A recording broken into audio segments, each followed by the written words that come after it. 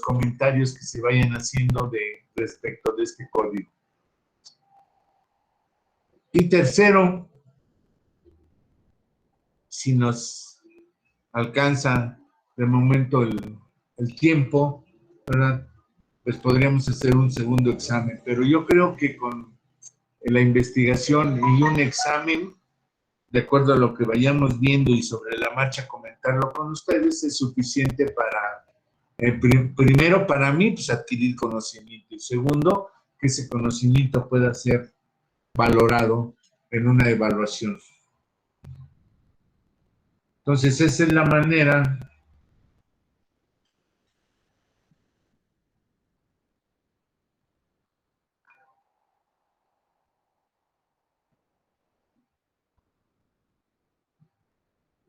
manera como considero yo que puedo evaluar.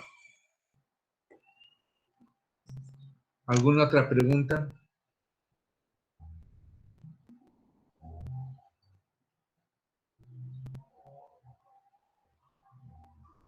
Profesor, me parece que es claro. Bien. ¿Cuántos estamos entonces?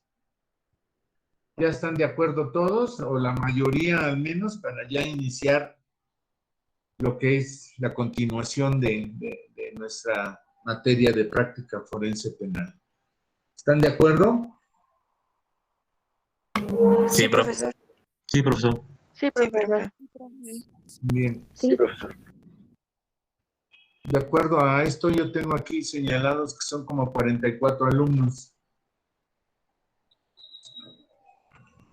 Pero por eso yo les pregunto, ¿están de acuerdo ya para iniciar? Y desde este momento, ¿verdad? Todo lo que digamos, todo lo que veamos, va a ser materia de examen, precisamente. Por eso les digo, va a haber un examen, ya no tenemos tiempo para, si acaso nos queda tiempo, sería un segundo examen, y eso para, pues, apoyar un poco la valoración. Pero si no, con un examen. Entonces, vuelvo a reiterar, a partir de este momento, todo lo que veamos va a ser materia de examen. ¿Están de acuerdo? sí, profesor, está bien. Sí, profesor. Bien. Vamos a empezar, pues. Dijimos que vamos a entrar al Código Nacional, pero nosotros vámonos ya a los puntos importantes que nos interesa en un juicio ya práctico, en un juicio ya en la realidad, ya afuera, ya profesionalmente. ¿Qué vamos a hacer? ¿Qué hacemos? O sea, ¿cómo empezamos? ¿Cómo iniciamos un juicio penal?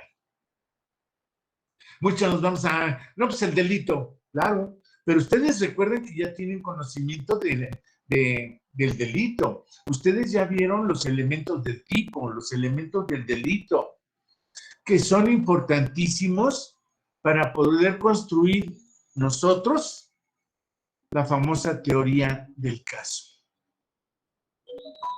En materia penal ahorita, respecto a los juicios penales, hay jueces concretamente, esto es la práctica, por eso les digo, no me voy a meter tanto a la teoría, me voy a la práctica. ¿Qué es lo que dicen los jueces? ¿Qué es lo que hacemos como defensores? ¿Qué hacemos como Ministerio Público? ¿Qué hace el juez? ¿Cómo nos debemos de conducir? Esa es la práctica forense. Las instituciones jurídicas, las figuras jurídicas procesales, ya las debieron o ya las vieron ustedes. No obstante, por favor, recuerden que este es como es una práctica, una práctica forense, recuerden por favor, no nada más escuchen, compañeros. Pregunten las dudas que tengan. Oiga, maestro, ¿y por qué esto? Y a mí me dijeron, me comentaron esto. Estamos en el momento de platicar respecto a esa práctica forense. No es nada más que me escuchen, es que ustedes deben también de participar en esta práctica. En esta práctica forense. Es como si nos viéramos en algún ministerio público, en alguna sala de audiencias, o que estuviéramos platicando de un delito que le pasó al amigo, al primo, a la familia o a uno personalmente. Ese es el objetivo, platicarlo, que ustedes también manifiesten sus dudas. No es nada más escuchar, sino intercambiar dudas, preguntas, respuestas. Miren, tan es así, compañeros, que de una vez anoten por ahí. Les voy a dejar el trabajo de investigación que les comentaba. Y para que vayan ustedes leyendo, viendo, estudiando, analizando. Hay un autor que tiene editado el Código Nacional de Procedimientos Penales en 600 preguntas y respuestas. Yo ya lo he leído, me parece muy completo, porque hay una pregunta, lo normal que nos preguntamos nosotros, ¿no?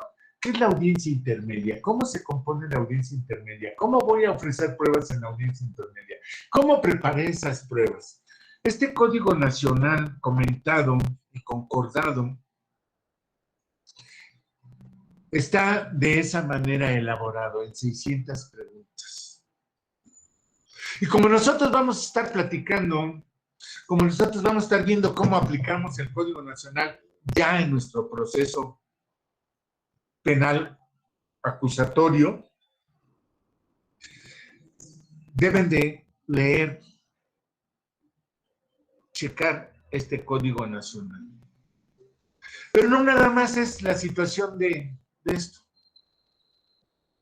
sino que este Código Nacional me lo tienen que entregar con sus preguntas y respuestas, me lo tienen que entregar a mano.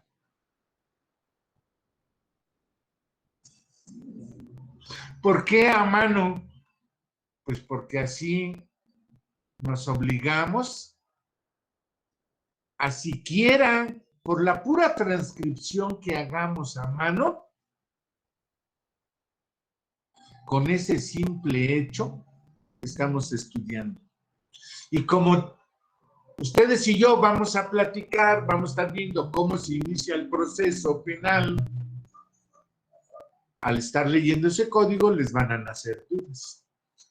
Por supuesto que las dudas que ustedes me hagan de la lectura que hagan de ese código, pues no podemos irnos adelantando, no pueden decir, oiga, ¿y por qué en la sentencia? No, espérate, vámonos, metodológicamente vámonos desde el inicio del proceso. Las dudas que ustedes tengan deben ser relacionadas con lo que estamos viendo. No nos podemos adelantar porque entonces nos desubicamos, perdemos ahí la noción de lo que estamos viendo. Entonces, compañeros, por favor, anótenlo. Van a tener que comprar o checar en internet, donde puedan. Se llama así, concretamente, Código Nacional. Vayan anotando porque ese es el que van a tener que comprar, checar, investigar, ver internet, donde lo quieran sacar.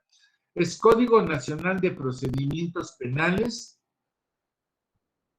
en 600 preguntas y respuestas. El autor es Juan Antonio Maruri Jiménez. El autor es Juan Antonio Maruri Jiménez y es de la editorial Flores. Es una edición reciente, es más, creo que es la segunda edición. Ya pasó la primera edición, estamos en la segunda edición. Entonces, ese Código Nacional viene así, trae preguntas, pero trae respuestas también del propio Código Nacional. Les decía, ¿cómo vamos a entregar ese? Lo vamos a entregar a mano, con el objetivo de que el hecho de que ustedes lo transcriban en ese momento, van a ir viendo las preguntas, pero van a ir viendo las respuestas, las cuales, aunadas a lo que nosotros vamos a ir viendo, nos va a permitir adquirir un conocimiento. Bien, fecha de entrega de esta investigación. La fecha de entrega se supone, salvo que hagan algún cambio o algo, se supone que nosotros tenemos hasta el 2 de julio. ¿Es correcto? Sí, profesor. ¿Tienen esa misma información que es hasta el 2 de julio? Sí, profesor. Entonces vamos a nosotros a unos 5 días antes entregar esa investigación. Y esa investigación me la van a entregar personal porque voy a revisar personalmente el que haya sido hecha a mano. Yo tengo mis técnicas para saber si es a mano, le sacaron copia, la editaron. No se preocupen, ustedes saben que un escrito a mano se siente de inmediato. Se observa, se aprecia de inmediato. No necesitamos un perito en documentoscopía para saber si está hecho a mano o no. Entonces, 5 días antes del 2 de julio, compañeros, por supuesto, si cae sábado o domingo, bueno, pues ustedes podrán entregarlo el viernes o el lunes, pero es personal esa entrega de trabajo. Y como ya estamos en cuestiones pandémicas ya más adelantados, ¿verdad? Incluso ya entramos casi al verde, ahora sí va a ser personal la entrega. ¿Por qué, compañeros? Porque en ese momento en que ustedes me entreguen ese trabajo, que además les voy a decir una cosa, ese trabajo, compañeros, es exhaustivo. Yo sé, va a ser pesado, pero con eso vamos a aprender. Con eso vamos a estar en posibilidades de preguntar. Con eso vamos a estar en posibilidades de entender nuestro proceso penal acusatorio. Ese trabajo va a valer 3 puntos. Como es a mano y son 600 preguntas y son preguntas y respuestas, yo sé que va a estar pesado, pero es necesario. Por eso le doy la calidad de 3 puntos para el semestre. Directos a un examen. Es decir, nosotros vamos a hacer un examen escrito de lo que vayamos viendo. Por eso les dije, pongan atención, a partir de hoy lo que veamos del Código Nacional es materia de examen. Vamos a hacer un examen, precisamente unos 5 días antes del día 2 de julio, para poder yo evaluar. Lo que saquen en ese examen, compañeros, lo que saquen en ese examen, esa va a ser su calificación. A lo que saquen en ese examen, pónganle 3 puntos. Entonces, si por ejemplo sacan 5 en el examen, más 3 puntos ya son 8. Que saquen 8 en el examen, más 3 puntos ya les pongo 11 de calificación. Esos 3 puntos para mí son importantes porque es la materia prima del conocimiento que vamos a ir adquiriendo. Y el examen, que es único por los tiempos, ¿verdad?, es lo que me va a permitir a mí valorar qué tanto receptaron de lo que vamos a ver del Código Nacional. Les repito, no vamos a entrar a todas las figuras, nos vamos a ir al aspecto práctico, al aspecto qué hago en un juicio, qué hago cuando la gente viene y me dice, o al Ministerio Público dicen, oiga, allá afuera hay un muertito. La primera pregunta es, ¿de qué murió? ¿Cómo murió? Se inicia la investigación. Haga uno como abogado, oye, abogado, fíjate que pasó esto, fulanito tal le pegó, mató a fulano. ¿Cómo vamos a iniciar esa investigación? ¿Qué tenemos que hacer nosotros, abogados? ¿Qué tenemos que hacer? ¿Qué tiene que hacer el Ministerio Público? ¿Y qué tiene que hacer el juez? Ese es el efecto práctico. Es cuestión de procesal, pero también es cuestión de penal. Por eso hablamos de práctica forense penal. Estamos conjuntando la teoría del delito con la teoría de la prueba. Esa teoría del delito con esa teoría de la prueba es lo que nos permite a nosotros manejar un asunto. A nivel abogado, defensor, ya sea de oficio público, a nivel Ministerio Público, que vamos a hacer como Ministerios Públicos, y a nivel juez. ¿Ya? Recuerden que estas tres figuras procesales de personalidad deben de tener el mismo conocimiento. Yo siempre les he dicho, el juez, por aras de su profesión, por aras de su convicción, por aras de su conocimiento, por aras de los exámenes y todo, es juez. Tiene el poder de decidir, tiene el poder, sí, pero no es un poder dictatorial, no es un poder absoluto, no es un poder que se rige por normas jurídicas, en este caso procesales. Él es el director del proceso, estamos de acuerdo, pero hay un investigador, hay uno que inicia y es el Ministerio Público. Recordarán ustedes que en Penal 1, Penal 2, llegan ustedes a ver lo que es el jus penale, ¿no?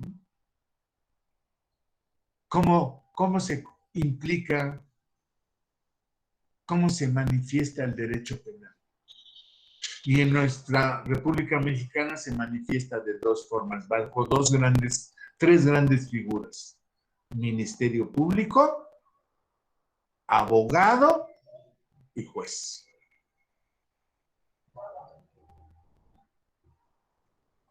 Entonces, entendiendo esas tres figuras, vamos a ver cómo lo practicamos en nuestro proceso penal.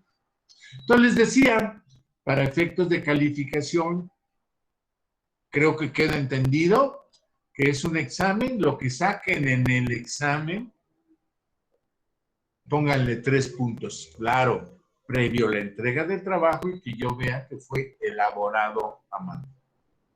Ahora bien, ¿cuál es el objeto de que me lo entreguen personalmente una vez que ya hicimos el examen y me entregan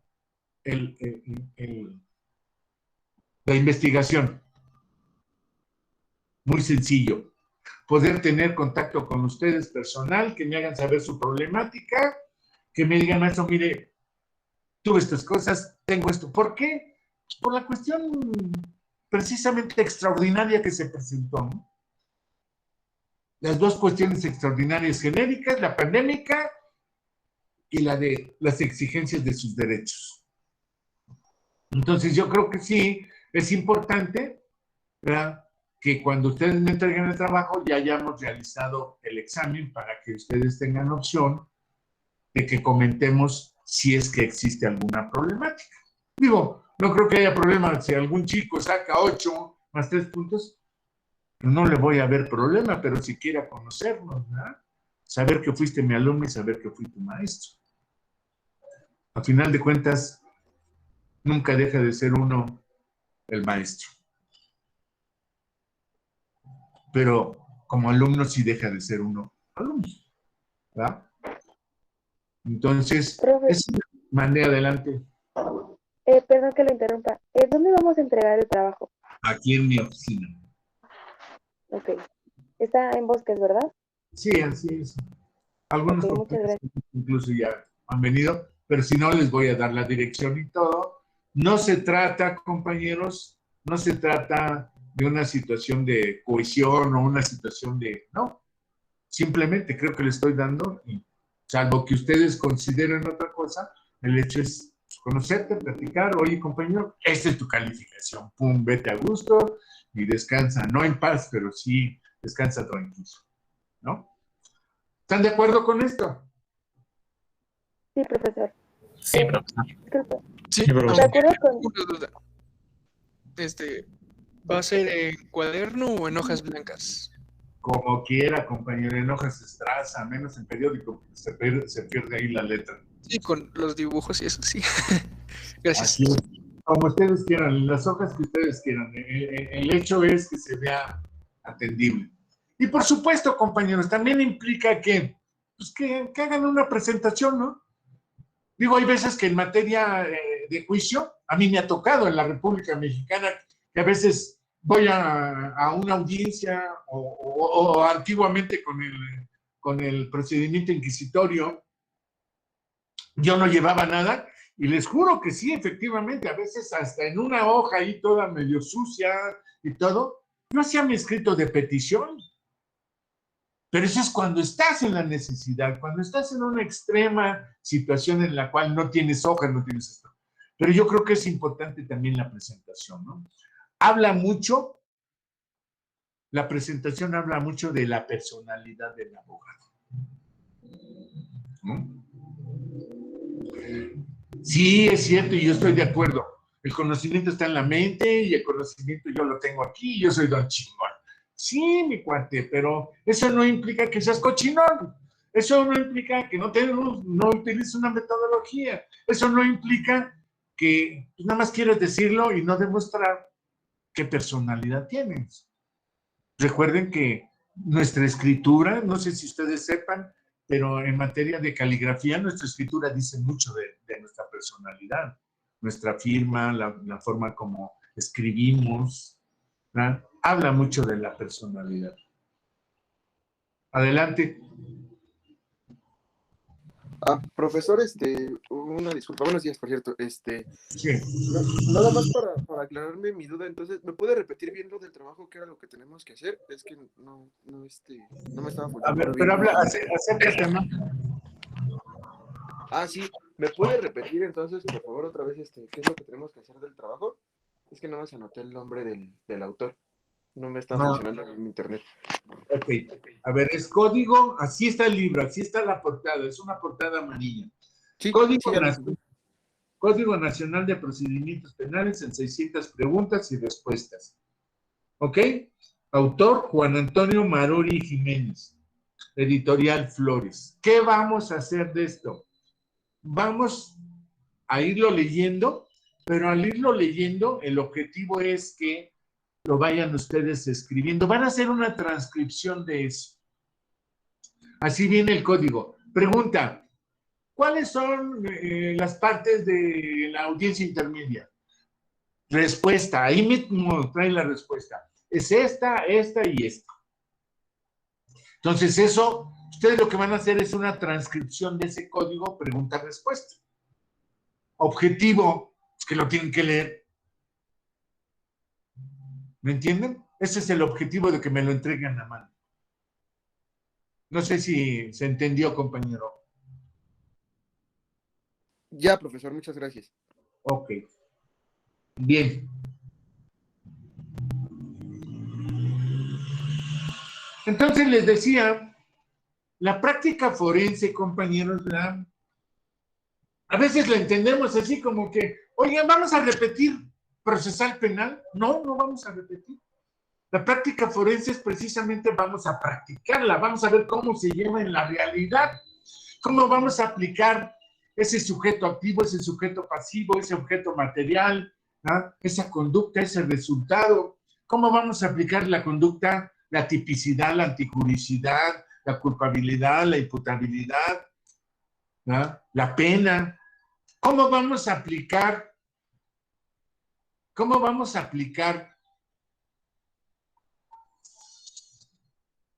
la parte negativa, el elemento negativo del delito?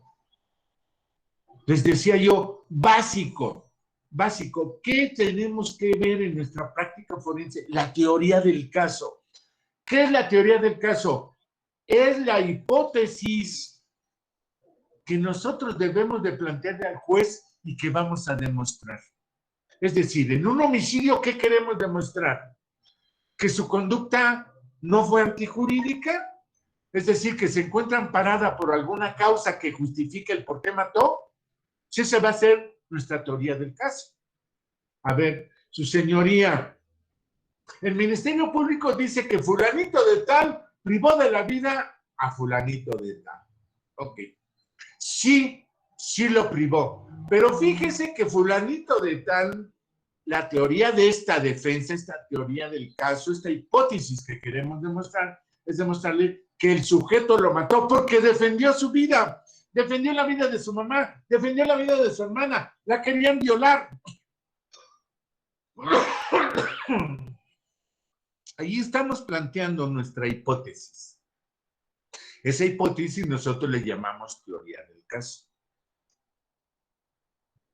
Si es posible, compañeros, ojalá después me pongan de acuerdo y pongan un representante y una representante del grupo, porque les quiero dar, que puedan venir aquí a mi oficina, porque les quiero dar un manual de la teoría del caso, para que entren ustedes. Hoy funciona así, compañero, no estamos hablando de que, ay, maestro, no.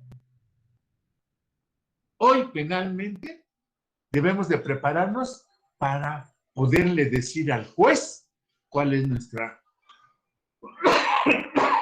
teoría del caso.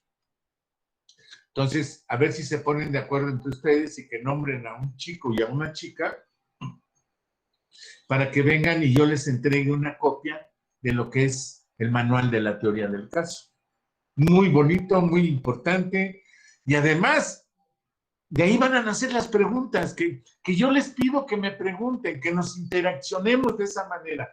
Hagan de cuenta que ya están como pasantes y ya están viendo un asunto. Ese es el objetivo. Intercambiar sus dudas con mi conocimiento y cómo lo aplicamos ya en la vida práctica, en la realidad, en la audiencia, ante el Ministerio Público. ¿Cómo me voy a conducir? ¿Qué voy a decir? ¿Qué voy a hacer? ¿Qué planteamiento jurídico tengo del delito? ¿Cómo analizamos un delito? Pues en un delito siempre lo vamos a analizar, en primer lugar, cuando la gente, la persona viene y nos dice, oye, oiga, abogado, oye, fíjate que anoche en una fiesta pasó esto. Empezaron a discutir, estaban tomando bien, de pronto algo se dijeron, se levantaron, se agarraron a madrazos y el otro le lastimó un ojo de tal manera que lo dejó sin vista. Ya tenemos ahí un delito. ¿Cómo vamos a analizar primero ese delito? Cuando nos lo está platicando la gente. Y vamos a decir, oiga, ¿y qué pasó? Llegó la policía, fue el MP. Digo, porque a lo mejor pues no quisieron denunciar, ¿no? A lo mejor eran primos, hermanos, amigos, no sé, matrimonios, se querían, se amaban, y no levantan denuncia, ¿no, güey? Pero si llega la policía como primer interviniente del proceso penal, recuerden que la policía funge como primer actor que conoce de los hechos, y él es el que nos lleva al Ministerio Público. Claro, hay veces también que vamos directamente al Ministerio Público a levantar nuestra denuncia, ¿verdad? Pero normalmente la policía es la que hace esa función. Checa, ve qué pasó, y a ver usted, él se va, la policía se va por la gente, no, ese le pegó, ese, a ver usted que le pegó, véngase para acá, súbase. No, que yo, que chingada, man. Usted súbase, cabrón. Punto. Esa es la realidad. Esa es la primera práctica forense que tenemos. Por eso los policías tienen que rendir un informe homologado. ¿Qué es un informe homologado? Homologa casi a la realidad de lo que pasó. Tiene que decirle al MP qué fue lo que él vio, qué fue lo que le dijeron y por qué detuvo a esa persona, por qué la presenta ante el Ministerio Público. Ya eso es práctico. ¿A poco no tenemos dudas de, oiga, ¿por qué a veces la policía hace esto? Eso es lo que quiero que me pregunte. Oye, ¿y qué hacemos con el arma? Oiga, ¿y qué hacemos con la pistola? ¿Qué hacemos con la botella de vino con la que le pegó y le lastimó el ojo? Ah, pues vámonos a la cadena de custodia. El policía tiene que resguardar. Por eso ven que a veces en un hecho delictivo ven esa cinta amarilla con la cual, precisamente para procesar el hecho donde se cometió el delito, ponen esa cinta amarilla. Nosotros, abogados, tendremos que empezar a ver, platícame otra vez, ¿dónde fue? ¿Fue adentro del bar, afuera del bar? ¿Estaban sentados, estaban parados? ¿Quiénes intervinieron? ¿Los separaron, no los separaron? O sea, empieza también nuestra investigación como abogados. Lo mismo va a hacer el Ministerio Público, le va a decir al policía, a ver, policía, siéntate, te voy a tomar tu entrevista. Dime qué pasó. Pues, señor, lo que pasó yo no sé. A nosotros nada más nos dijeron que había un problema en tal bar. Llegamos y entramos y efectivamente había una persona sentada agarrándose la cara. Vimos que tenía un problema en la cara y nos empezaron a decir que otro sujeto que estaba ya sentado, lo tenían ahí sentado, que él fue el que le pegó. Eso es lo que yo sé. Tenemos ya la noticia del hecho criminoso. Y ahí empieza el proceso penal oral. Eso es algo que debemos de entender. Si nosotros vamos entendiendo de esa manera cómo inicia, cuando vamos al MP, cuando vamos ante el juez, pues traemos toda la película, ¿verdad? Ese es el punto, que desde el inicio ya llevemos la película. Claro, hay veces a los abogados defensores que los contratan, o el defensor de oficio ya interviene cuando ya pasó la audiencia, ya pasó el ministerio, ya pasó la audiencia. Ah, bueno, pues tiene que pedir al juez, le tiene que pedir unos días, porque me acaban de nombrar como defensor, entonces yo tengo que empezar a checar a ver qué sucedió, cómo sucedió, dónde sucedió, quiénes intervinieron y todo, para poder estar en posibilidad de hacer una defensa idónea. ¿Se acuerdan? Vimos el artículo 20 constitucional. El juez debe de estar pendiente de que el defensor tenga la capacidad técnico y jurídica de llevar a cabo la defensa. De hecho, si el juez se percata que no tiene la habilidad y el conocimiento de lo que está haciendo, pues le va a prevenir al imputado, le va a decir, oye, ¿no quieres cambiar de abogado? Este no sabe nada, te aviso. No, no quiero cambiar. Bueno, pues ¿sabes qué? Mira, el artículo 20 constitucional dice que yo debo de vigilar que tenga la capacidad. Como no tiene la capacidad, te nombra al defensor, aunque esté de oficio, aunque esté tu abogado, porque pues, tampoco te puedo coartar tu derecho de nombrar el abogado que tú quieres. Pero como yo veo que no funciona, no tiene la capacidad, te nombro un defensor de oficio en aras de cuidar tus derechos fundamentales, como es tu derecho de defensa. Entonces, esas son las cuestiones prácticas que vamos a ir viendo. Entonces, les decía, ¿pero qué implica la teoría del caso? Ah, pues implica también saber el delito. ¿Qué voy a proponer? ¿Qué le propongo al Ministerio Público o al juez de ese delito? Entonces, para esto, pues debo de tener un conocimiento de lo que son los elementos negativos del delito. Porque los elementos negativos del delito son los que nosotros utilizamos en la defensa. El Ministerio Público utiliza los elementos positivos del delito. ¿Cuáles son los elementos positivos del delito? La conducta, la tipicidad, la antijuricidad, la imputabilidad, la culpabilidad y la pena. ¿Cuáles son sus elementos negativos del delito? Que son las excluyentes de responsabilidad. Ah, pues tenemos una ausencia de conducta. Tenemos una atipicidad que puede ser relativa.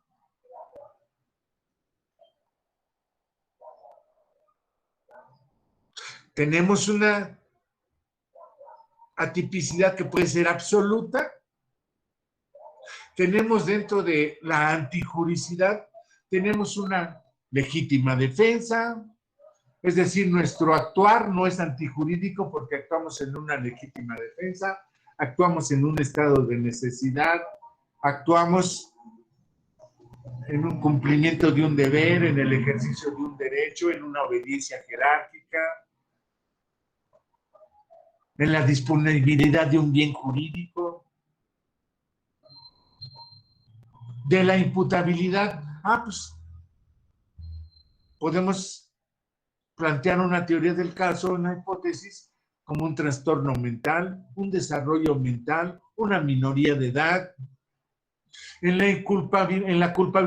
su inculpabilidad. Pues podemos manejar un error de hecho esencial invencible, un error de tipo. Es decir, nosotros debemos de tener ese conocimiento para poder ajustar ese hecho real a la vida jurídica, a la cuestión jurídica. Y de ahí nace precisamente, como les decía, nuestra teoría del caso. ¿Qué es la teoría del caso? Esa hipótesis que le planteamos al juez de cómo, bajo qué concepto vamos a defender a la persona, del delito que quiere. Eso es lo principal. Entonces, entendiendo que se inicia la investigación de un delito,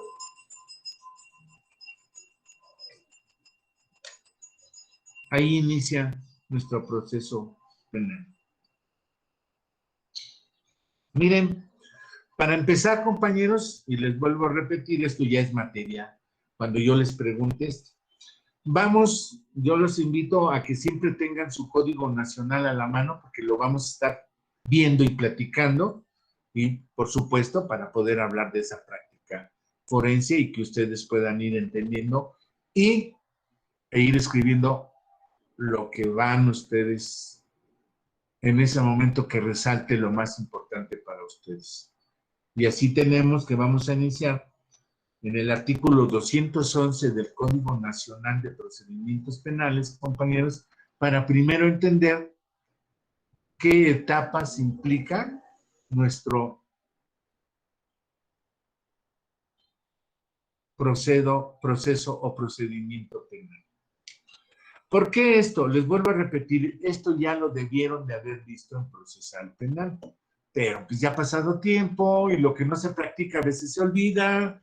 Entonces, vamos nuevamente a retomar, pero ya a fijar ahora sí, ¿verdad?, cuáles son esas etapas del procedimiento penal. Con el comentario respectivo de mi parte, para que puedan ustedes entender cada etapa de este procedimiento desde un punto de vista práctico, jurídico. No nos vamos a meter a teorías, no nos vamos a meter a libros, no. Por eso les digo, lo que yo les diga, pregúntenme cualquier duda, la duda que tengan. Pregúntenmelo, por favor, porque es la manera en que nos vamos a interaccionar con ustedes. ¿Sí? Entonces tenemos, si ya están ustedes conectados ahí con el artículo 211, si no, yo lo voy a leer de todos modos y lo que puedan ustedes anotar. Dice, procedimiento ordinario, capítulo único, etapas del procedimiento. Ahí ya en su cuaderno, en su hoja, lo que quieran, vamos a entender lo que son las etapas del procedimiento. Y nos dice el Código Nacional que las etapas del procedimiento son las siguientes. Número 1, la de investigación, que comprende las siguientes fases. Ya lo que es nuestro procedimiento. Nos pone aquí, inciso A, investigación inicial. Y fíjense cómo nos aclara y nos dice que comienza con la presentación de la denuncia, querella u otro requisito equivalente. Y concluye cuando el imputado queda a disposición del juez de control para que se le formule imputación. Fíjense cómo es bien importante, compañeros, entender estas fases. La de investigación. Ustedes ya saben lo que es una denuncia, una querella u otro acto equivalente. ¿Estamos de acuerdo? Sí, Sí, profesor. Por eso les digo, vamos a ir interaccionándonos de esa manera. para poder decir que estamos hablando del mismo lenguaje, estamos hablando del mismo nivel. Entonces dice, investigación inicial que comienza con la presentación de la denuncia, querella u otro, y concluye cuando el imputado queda a disposición del juez de control para que se le formule imputación. Fíjense, compañeros, que aquí es bien importante hacer, aun cuando aquí hace una separación, nos dice cuáles son las fases, dentro de esta inciso A, aquí vamos a la práctica forense, dentro de este inciso A, se hace otra vez 2 separaciones. Les voy a decir por qué. Porque la denuncia y la querella dan inicio a la investigación ministerial.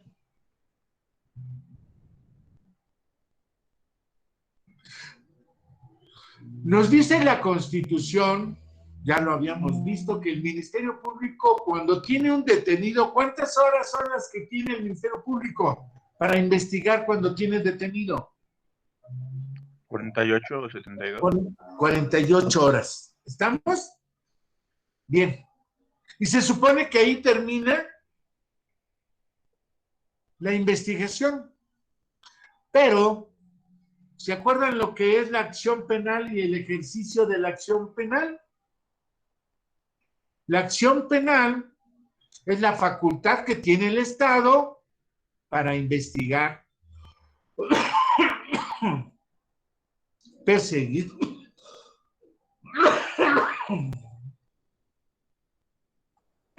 y sancionar el delito. Y en esta facultad que tiene el Estado se divide en 2, el Ministerio Público y juez. Ministerio Público que investiga y persigue y juez que sanciona. Entonces, en este inciso A nos dice que la investigación es hasta que yo ponga a disposición del juez al detenido.